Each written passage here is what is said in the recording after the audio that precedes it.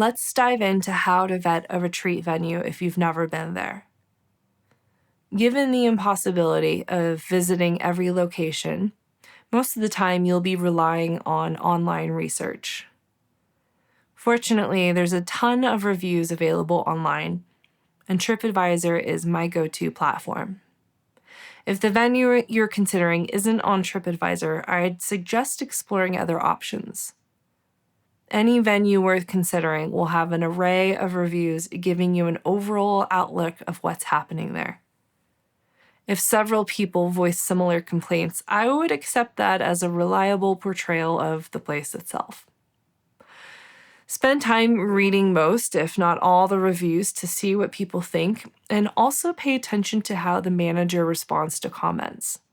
Are they apologetic, offering a free stay, or do they reply rudely?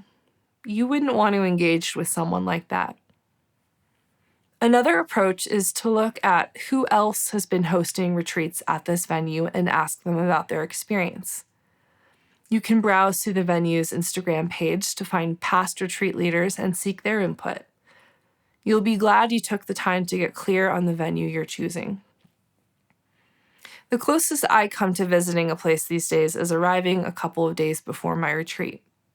This allows me time to meet the staff, understand the area, and acclimate to the new environment.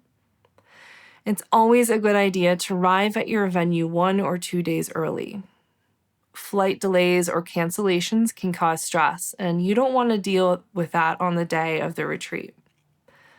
Arriving early also lets you understand the process at the airport and going through customs, locating the shuttle, and gathering other essential information that your clients will find helpful. They will be grateful for the guidance, making their travel day much more comfortable. If you want to do a scouting trip, consult with your tax advisor about potential write-offs.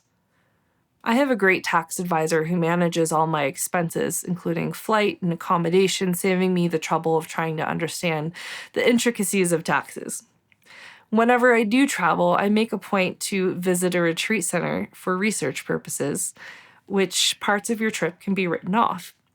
It's definitely worth considering the next time you travel. I just give my tax advisor all my receipts and she works her magic.